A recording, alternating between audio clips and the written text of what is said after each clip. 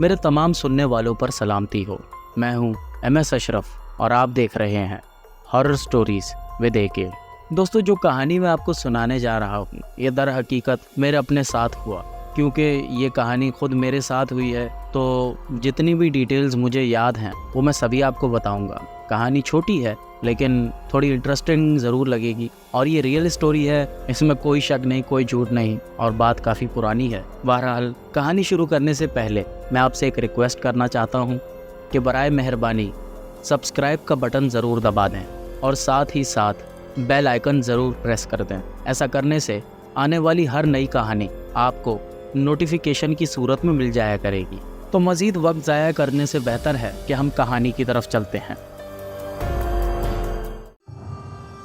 हुआ कुछ यूं कि आज से तकरीबन 22 या 23 साल पहले की बात है। मैं क्योंकि बेसिकली पंजाब से ताल्लुक़ रखता हूं, इसलिए अपने गांव अक्सर मेरा आना जाना लगा रहता है।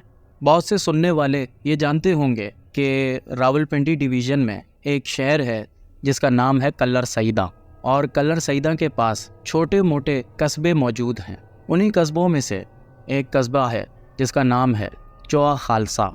जी हाँ, खालसा के नाम से आप समझ ही गए होंगे कि ये जगह आज से कई साल पहले ख़ास तौर पर सिखों ने आबाद कर रखी थी। जो सिख हैं हमारे पंजाब से, इंडिया के पंजाब से ताल्लुक़ रखने वाले, वो पहले पार्टीशन से पहले यहाँ रहा करते थे।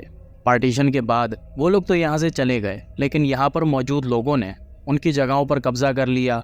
किसी ने घर बना लिया, किसी ने क्या कर लिया। लेकिन ये हिस्ट्री मुझे बाद में जाकर पता चली कि वो शहर असल में शहर नहीं था बल्कि कब्रिस्तान था। जी हाँ, वो शहर आज भी मौजूद है और उस शहर को जब आप किसी मखसूस जगह पर खोदना शुरू करेंगे तो लाजमी आपके हाथों में कुछ इंसानी हड्डियाँ ही आएंगी। जगह जगह कब्रें मौजूद हैं उस जगह पर, और बेसिकली वो शहर एक कब्रिस्तान था। ये तो हो गई उस जगह की बैकग्राउंड स्टोरी। अब वाकया कुछ ये हुआ कि मैं अपनी गर्मियों की छुट्टियां गुजारने के लिए अपने ताया के घर गया हुआ था। वहाँ पर ज़्यादा कुछ तो था नहीं करने को, और उस दौर में मोबाइल जैसी चीज़ ख़ास किस्म के लोगों के पास ही होती थी, तो अपना टाइम पास करने के लिए अक्सर लूडो वगैरह खेल लिया करते थे। बहरहाल, रात का टाइम था, तकरीबन रात के 10 बज रहे थे। अक्सर लोग उस वक्त वहाँ सो जाया करते हैं, लेकिन क्योंकि मैं शहर कराची से गया था इसलिए जल्दी सोना मेरी आदत तो बिल्कुल ना थी। इसलिए रात को 10 बजे के वक्त अचानक लाइट चली गई। लाइट जाते ही अंधेरा हुआ और मेरे ऊपर बेजारी और भी ज़्यादा बढ़ने लगी, क्योंकि अब ले दे के एक टीवी ही था, वो भी देखने को नहीं मिल रहा था और आदत हो चुकी थी कंप्यूटर की, कंप्यूटर पर बैठकर काम भी करना, गेम भी खेलना। तो बहरहाल बेजारी बढ़ती चली गई और कोई आधा घंटा मैंने मज़ीद इंतज़ार किया और फिर मैं उसके बाद वॉक करने के लिए घर से बाहर आ गया। ये एक छोटा सा कस्बा है तो इसकी 2-4 गलियां क्रॉस करने के बाद ही हम शहर से बाहर आ जाते हैं। मैं भी इसी तरह से हाथ में सिगरेट दबाए चलता रहा और चलते चलते शहर से बाहर आ गया। शहर से बाहर एक ही सड़क थी जो उस शहर को कल्लर सईदा से जोड़ती थी। उस सड़क पर 9 बजे के बाद से रूट वाली गाड़ियों का चलना बंद हो जाया करता था। एक तो रात का वक्त, ऊपर से कोई स्ट्रीट लाइट नहीं। खैर, जब चलते चलते मैं शहर से बाहर आया तो सड़क को क्रॉस करके मैं एक टीले पर जा बैठा। ये छोटे छोटे मिट्टी के टीले थे। मैं एक टीले पर बैठा सिगरेट पी रहा था। सिगरेट ख़त्म होते ही मैंने जैसे ही सिगरेट फेंका तो मुझे अपने पीछे से छन छन करके आवाज़ आई। पहले तो मैंने सोचा कि शायद कोई झींगुर वगैरह होगा, इसलिए मैंने ज़्यादा ध्यान ना दिया। लेकिन फिर एक लड़की मेरे पीछे से मेरे सामने आई।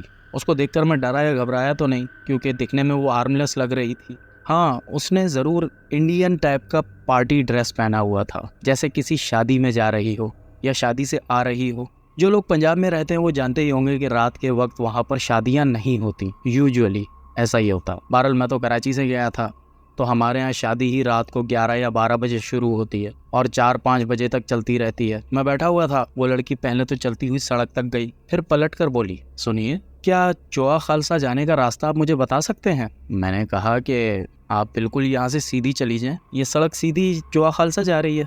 तो उस लड़की ने कहा, बात दरअसल ये है कि अंधेरा काफ़ी है और मुझे डर लग रहा है, तो आप प्लीज़ मुझे छोड़ देंगे? लड़की जवान थी और वहाँ के हालात कुछ अजीब थे, यहाँ तक कि कोई अगर मुझे उसके साथ जाते हुए देख भी लेता तो ज़रूर मेरे ताया तक ये बात चली जाती और फिर बदनामी होती। इसलिए मैंने उसको मना कर दिया।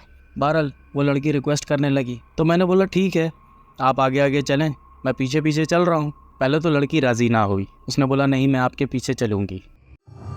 तो मैंने कहा कि नहीं ऐसा नहीं हो सकता, आप आगे चलें, मैं आपको जानता तक नहीं हूँ, मुझे आप पर भरोसा नहीं है। तो वो लड़की थोड़ा सा हंसने लगी, वो लड़की हंसते हंसते चल पड़ी और मैं उसके पीछे चलता रहा। रास्ते में चलते चलते वो लड़की मुसलसल हंसती जा रही थी। ये बात मुझे कुछ अजीब सी लगी, लेकिन बहरहाल मैंने इस बात पर कोई ध्यान ना दिया। जब हम काफ़ी आगे पहुँचे तो रास्ते में एक जगह पर पानी जमा हुआ था। तो मैंने उससे कहा सुने, अपने ड्रेस को ज़रा सा ऊपर कर लें वरना ख़राब हो जाएगा। इस बात के जवाब में वो लड़की सिर्फ हंसती ही रही आहिस्ता आहिस्ता, और मैंने सोचा कि यार मामला कुछ गड़बड़ है। फिर जैसे ही हमने उस पानी को क्रॉस किया तो मैंने देखा कि उस लड़की के पैरों के निशान ज़मीन पर नहीं पड़ रहे, क्योंकि जाहिर सी बात है अगर हम पानी से गुजरेंगे तो हमारे पैरों के निशान ज़रूर पड़ेंगे ज़मीन पर गीले होने की वजह से। मैं काफ़ी हैरान था, फिर भी मैंने हिम्मत की और सोचा कि अगर कोई गड़बड़ हुई भी तो देख लिया जाएगा। मैंने जेब से एक सिगरेट निकाला और उसको जलाकर जैसे ही सामने देखा तो पलक झपकते ही वो लड़की मेरी आंखों के सामने से गायब हो गई। ये जो हुआ वो मैंने अपनी आंखों से देखा। ऐसा नहीं है कि मैं गलत काम करता हूँ या नशे करता था उस वक्त मैं बहुत हैरान था। चांद की हल्की सी रोशनी में वो लड़की मुझे बिल्कुल नजर आ रही थी, लेकिन जब मैंने पलक झपकी तो वो लड़की गायब थी। मैं हैरान होकर दाएं बाएं देख रहा था। ऐसा लगता था कि शायद अभी कोई अटैक कर देगा मुझ पर, लेकिन चंद लम्हे ऐसे ही रहने के बाद मुझे मोटरसाइकिल के इंजन की आवाज़ आई और फिर मेरे पीछे ही लाइट पड़ी। बस वो हेडलाइट पड़ते ही मुझे होश आ गया और मुझे अंदाज़ा हो गया कि वो लड़की गायब हो चुकी है। ज़रूर वो लड़की कोई आम लड़की नहीं थी। मैं ये नहीं कह रहा हूँ कि कोई वो रूह थी, क्योंकि बीइंग अ मुस्लिम मेरा ये बिलीव नहीं है कि रूहें होती हैं इस दुनिया में। रूह का काम इस दुनिया में नहीं है, रूह सीधी चली जाती है। लाजमी तौर पर हो सकता है कि वो कोई जिनजादी हो जिसने सिर्फ मेरे साथ एक हल्का सा मजाक किया हो।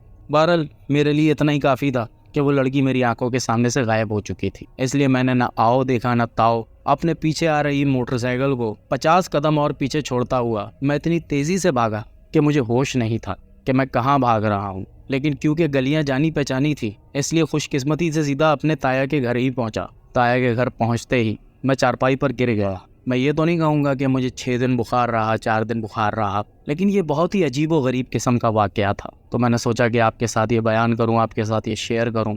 आई नो इसके अंदर को बहुत ज़्यादा खौफनाक कुछ भी नहीं है, लेकिन ये ऐसा वाक़या था जिसकी वजह से दर हकीकत कुछ ऐसा फ़ायदा मुझे पहुँचा कि मैं इन चीज़ों में इंटरेस्ट लेने लगा। उम्मीद करता हूँ आपको ये कहानी पसंद आई होगी, और अगर ये कहानी पसंद आई हो तो कमेंट और लाइक करके अपने दोस्तों के साथ शेयर ज़रूर करें। मैं हूँ MS अशरफ और आपसे जल्द मिलूँगा एक नई दास्तान के साथ। देखते रहिए हॉरर स्टोरीज़ विद AK।